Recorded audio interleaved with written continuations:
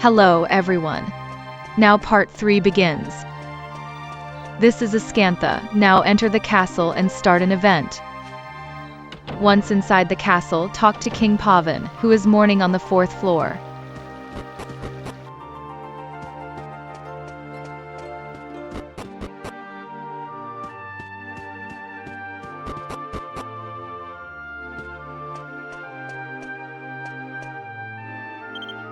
After that, go down the stairs and an event begins.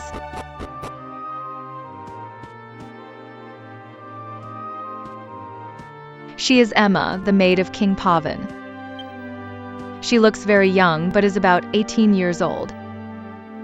She explains to the protagonists the circumstances that King Pavan is mourning. According to her, King Pavan has been mourning the loss of Queen Sasha, his wife, for 2 years. Emma says that Pavan would be cheered up if he could see Sasha again. Also, her grandmother knows how to make the wish come true. So, Emma asks the protagonists to meet Emma's grandmother, hear her story, and then grant King Pavan's wish. Hearing that, the protagonists go to report to Trode.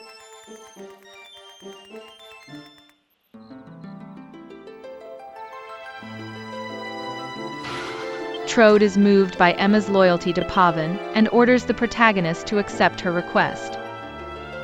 Then the party heads to Wisher's Peak. By the way, originally you are supposed to hear about Wisher's Peak from Emma's grandmother. But the story progresses even without doing that. So in this speedrun, we'll skip talking to Emma's grandmother and head straight to Wisher's Peak. And along the way, pick up some items.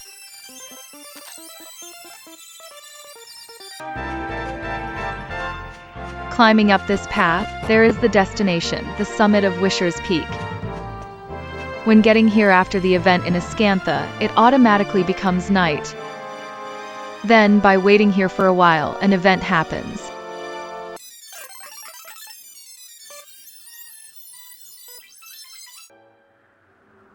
Yukari-san, a shadow like window bars is stretching out! Yes, let's see what happens.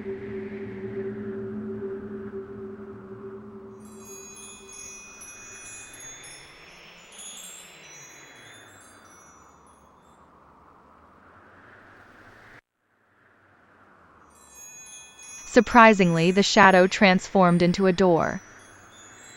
So let's investigate the door.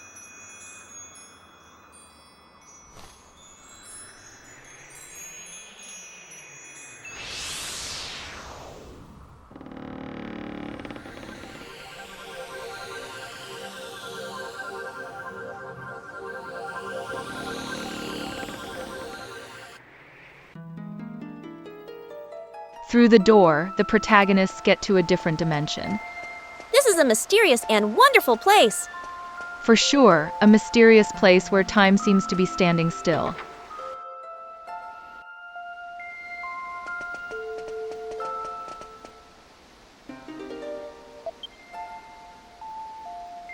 In the room, there is a mysterious man. He introduces himself as Ishmari. He also refers to himself as one who lives under the moonlight.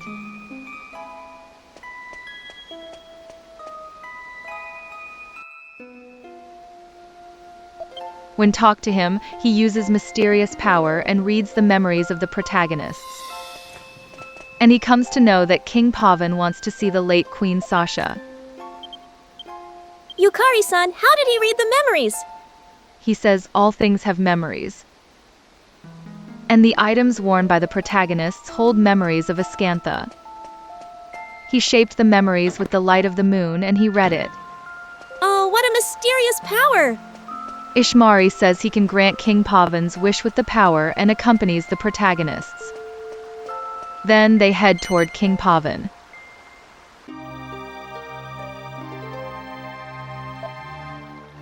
Passing through the door to another dimension, they are transported to Ascantha Castle. I don't know how it works, but it's a convenient door, isn't it?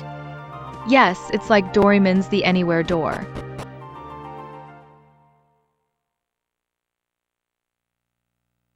Now, back to King Pavan, he is still mourning. Ishmari plays the harp and gives shape to the memories held within this room.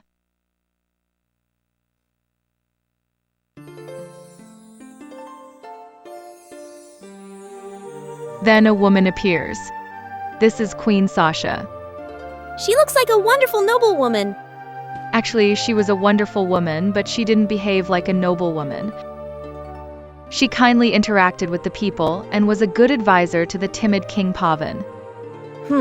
It seems she was like a mother to everyone. Yes, the people of Ascantha had revered her as if she were their mother. And King Pavan depended on her emotionally, treating her more like a mother than a wife. And she had always encouraged and supported King Pavan with her bright, sweet smile. But she passed away 2 years ago. Judging from her condition we're seeing now, she unlikely had any illnesses. So I think she died from an unexpected accident or something similar. Because of the unexpected death of so important person. He has spent 2 years mourning and neglecting his duties, right? Saying that makes him sound like a coward, but that's actually true. But even though he's neglected his duties for 2 years, he is still a man of considerable character. How considerable? He speaks politely to the protagonists, who are just travelers, and doesn't act arrogant despite his high status. As the story progresses, he appears again, welcoming the protagonists like with an attitude towards state guests. I didn't know there is such a considerably kind king. So I hope King Pavan will be happy in the future. And I think that will make Queen Sasha happy too. Now, back to the event, the phantom of Queen Sasha disappears with the arrival of morning. But thanks to his memories of her, King Pavan regains himself. That's a little sad, but great. Yes, and kind of romantic.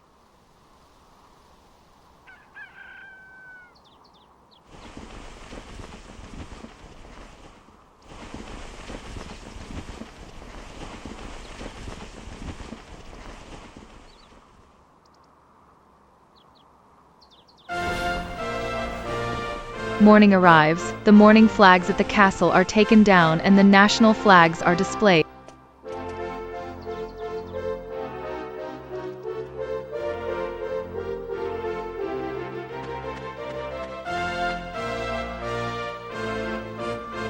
The people of Ascantha see them and rejoice, knowing that King Pavan has recovered.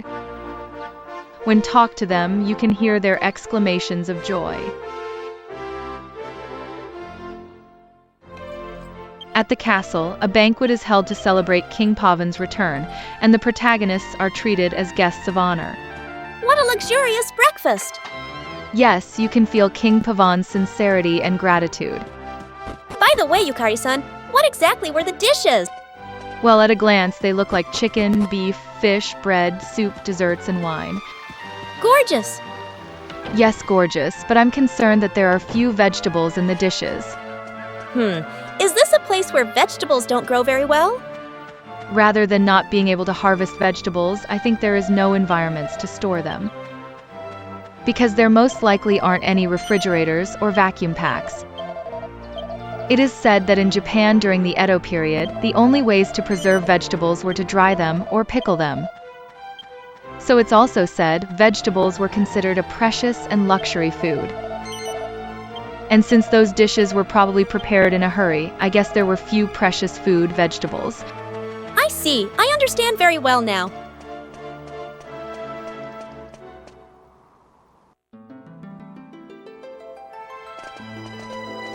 Now, leave Ascantha Castle, an event begins. As for the event details, Trode is sulking. Because he and the princess are not human appearances now, they were not invited to the lavish banquet. And were waiting for the protagonists all along outside Ascantha. So Trode laments his current appearance. Hearing this, Yengus says he understands how Trode feels. Then he suggests to the protagonists that they go to Pickham. He says Pickham doesn't care about people's appearances at all, so Trode can enter without worry. He also says there is an excellent informant in that city. So so they might be able to get a clue about Dolmagus from the informant. And they decide to go to Pickham.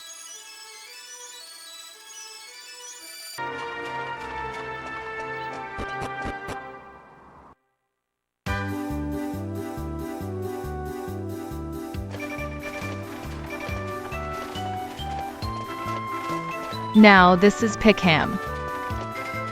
This is a town with extremely poor public safety, where outlaws who have been expelled from other towns gather.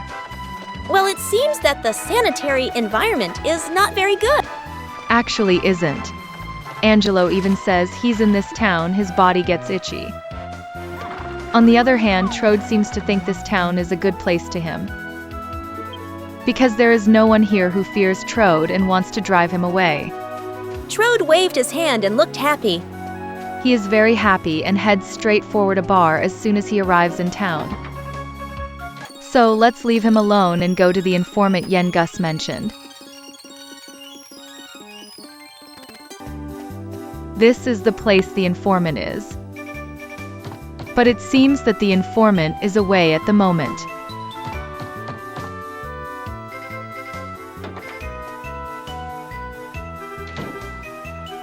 So Gus suggests to the protagonist that they catch up with Trode at the bar and discuss what to do next.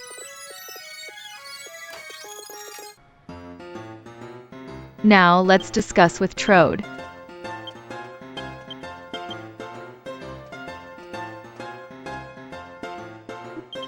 He's drinking alcohol, grumbling why he and the princess have to go through so much trouble, and says this is all due to Dolmagus changed their appearances.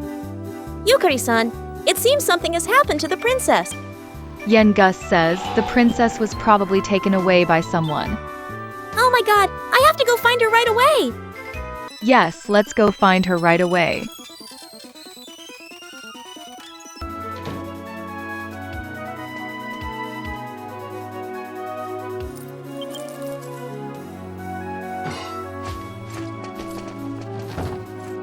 Is this guy the one who kidnapped the princess? Yes, he is a petty criminal named Mitz. He seems to have already sold the princess to the black market dealer. Get away the money Mitz got from selling the princess to the black market dealer. Then hand the money over to the black market dealer. And then ask the dealer to return the princess.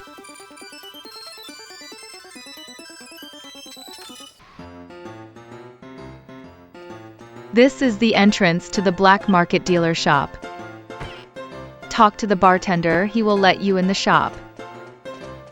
Enter the store, talk to the dealer, and ask him to let the princess back. Gus explains the situation to the dealer. Then the dealer says that he has already sold the princess horse. Unfortunately, the buyer was a female thief named Red. We're going to Red's house to get the princess back. But before that, there are two things need to do in the speedrun. One is to go to the ruined abbey and hunt metal slimes, and earn the protagonist's experience points to 65,132 or higher. The second is to go to the swordsman's labyrinth and obtain the Venus tear. Yukari-san, shouldn't we go to Red's place as soon as possible? That's true, but completing the two things first will lead to the fastest progress. So let's hurry to the ruined abbey. Gotcha. Now let's fast forward to the end of the hunt.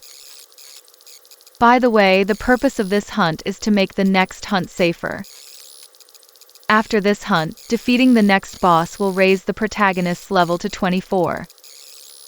When the protagonist's level is 24, the party can escape from enemies 100% in the next hunting place. It makes the next hunt safer and generally faster. Yukari-san, I'm done! Well done. Now let's head to the swordsman's labyrinth. Where is that labyrinth?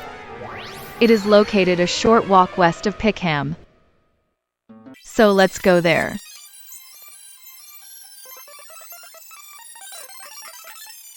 This is the place. Let's go inside.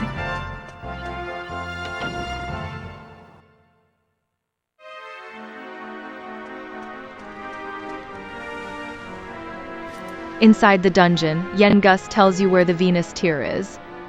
Huh? Why does Yengus know about the Venus tear? It seems that Yengus once tried to obtain the Venus tear in the past and failed. Why did he try it? Well, Yengus will tell you about that later, so let's hurry to where the Venus tear is now.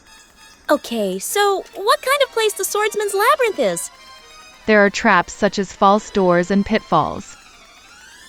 And there are gimmicks that prevent you from advancing unless you solve them. It sounds dangerous. Actually, they are childish tricks, not dangerous. And some hints for the gimmicks are prepared. So let's move forward with confidence.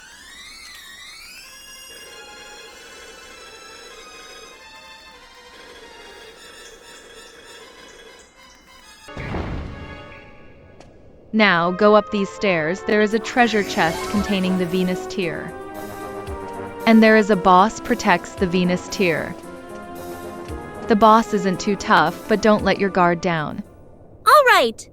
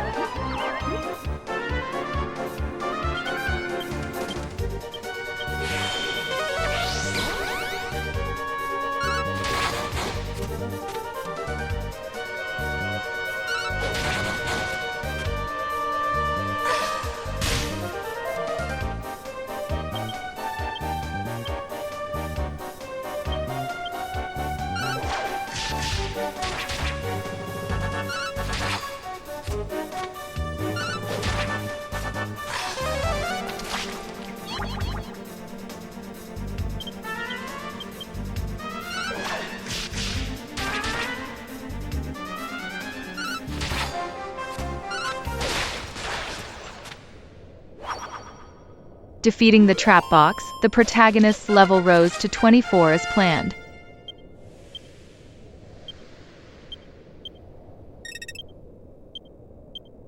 Then obtain the Venus tear. And then take it to Red. Red's house is south of the Venus tear, so let's walk there.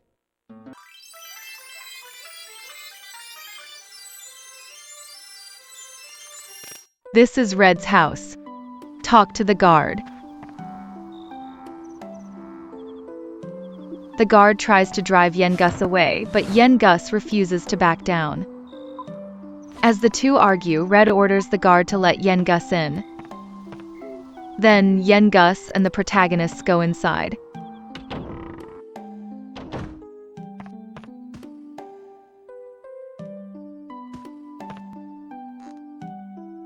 This person is Red, a female thief. Yengus explains the situation to her and tries to get the princess back. In response, Red says she might be able to think about it if Yengus bring her the Venus tear. Yukari-san, in that case, we've just got it. So let's give it to her. Wait a minute, let's just go outside first. What? Why? Now let's get out. Yengus explains that. He says we have the Venus tear, but Red will lose a sense of appreciation if we just give her it right away. Oh, that makes sense a lot. So let's return to Red.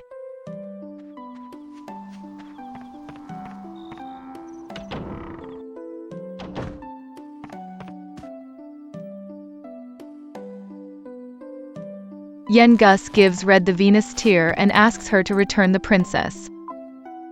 But she rejects it. Of course, Gus gets angry that the agreement has been broken. But Red argues back that it was Gus who broke the promise first. What does that mean? Gus apparently promised Red that he would give her the Venus tear as a present in the past. But as mentioned earlier, Gus failed and broke the promise. So Red says it's okay for her to break the promise too. But Gus kneels down on the ground and apologizes to Red in order to get the princess back at any cost. Seeing this, Red is astonished and accepts Gus' apology and returns the princess to him. It means all's well that ends well, doesn't it? Yes, it does. Then Gus suggests returning to Pickham, as the informant may have returned. So the party returns to Pickham. Then prepare equipment and items in town and head to the informant's place.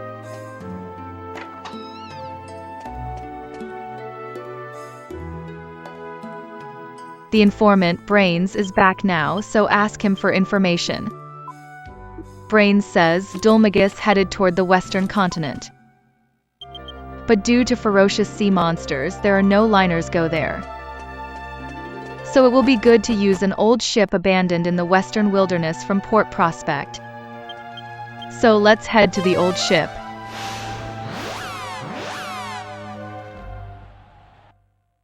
Along the way, obtain a slime crown in a well next to Hilltop Hut.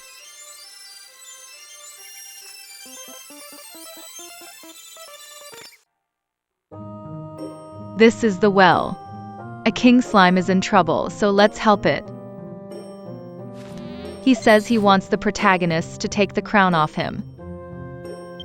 So let's take the crown off him.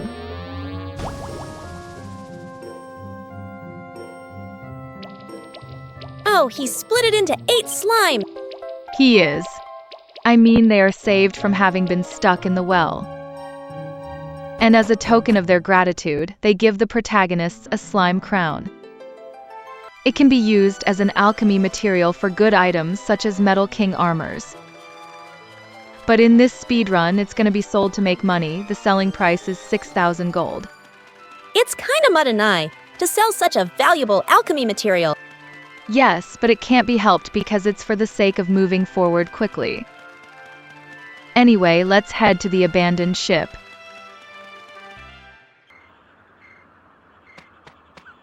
Now we've finally found the abandoned ship. This is a very large ship. We can transport not only people, but also the carriage with this. Yes, but this ship is stuck in the middle of land.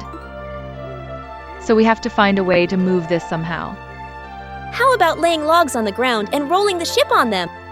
It's quite far to the sea from here, and there are lots of cliffs around, so it's difficult. So, what do we do? Trode may have a plan, so let's listen to him. He says if you look through the old books at his castle, Castle Trodine, you might find some useful information. But Castle Trodane has been destroyed by Dulmagus, hasn't it? Actually, people in the castle were turned into stone, but the castle and inanimate objects weren't damaged that much. So let's head to Castle Trodine.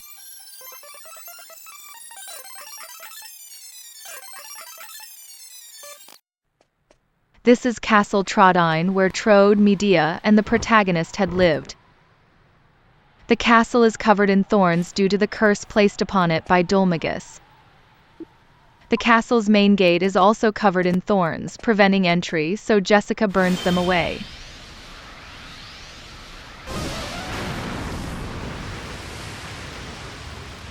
Oh, Jessica, you're so cool! Now we can go inside and are heading to the castle library, but there's something need to do first. But before that, there's an event scene, so let's watch it.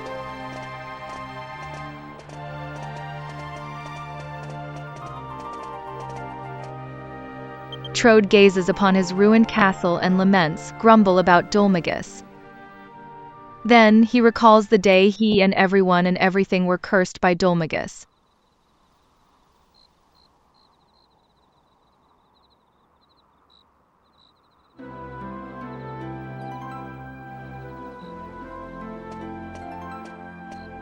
Trode says to Medea. It's nice to watch the stars, but it's cold, rest inside. And they get in the castle.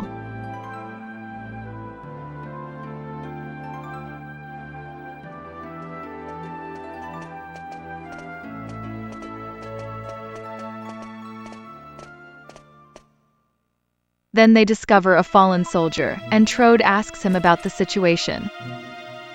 The soldier replies, someone has broken into the sealed chamber.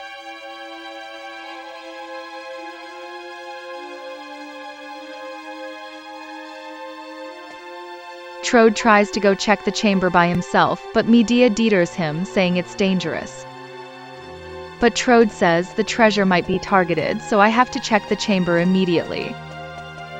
Upon hearing this, Medea accompanies Trode and they go to check the chamber together.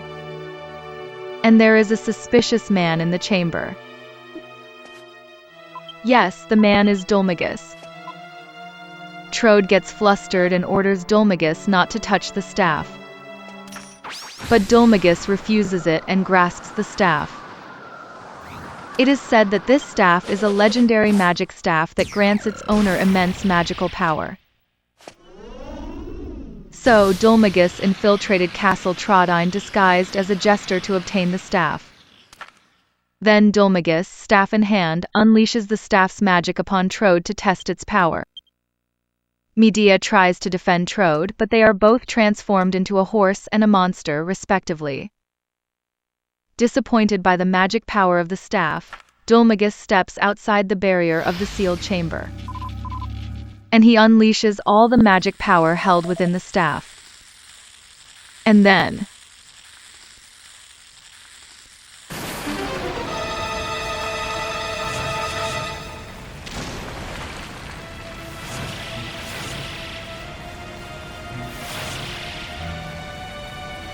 thorns cover the entire castle, and the castle and its people are cursed.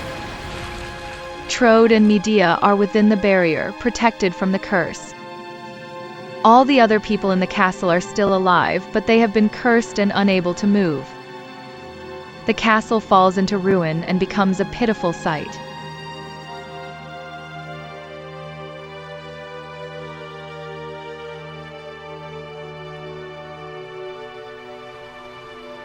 Dulmagus, ecstatic at gaining immense power, disappears somewhere.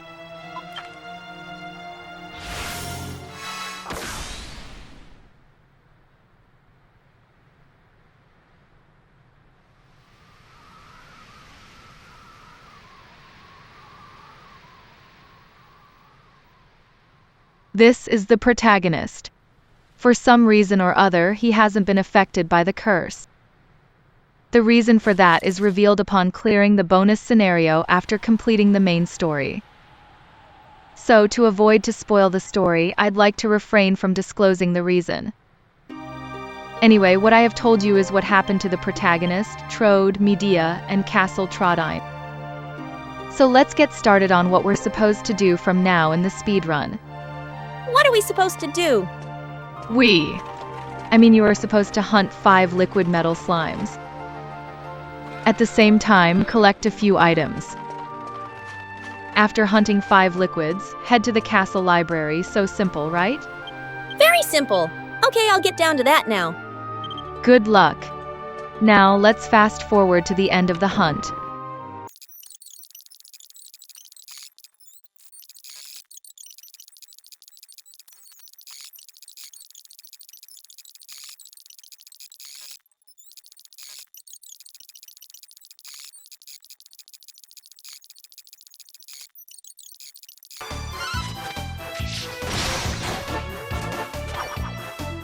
Yukari-san, the hunt is over! Good job. The protagonist's now strong enough to defeat Dulmagus. So, am I gonna head to where Dulmagus is right away? No, you're gonna get through various events in different places. And collect various items, including key items, to progress the story. And also defeat various boss enemies. Wow, many tasks. Yeah, many, but anyway, let's head to the library first. Okay.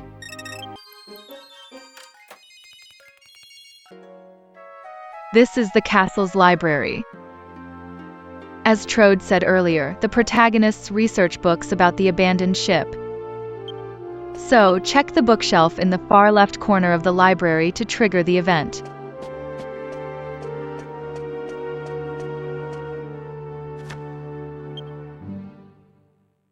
Checking the bookshelf, Part 3 is over, to be continued to Part 4. Thank you for watching.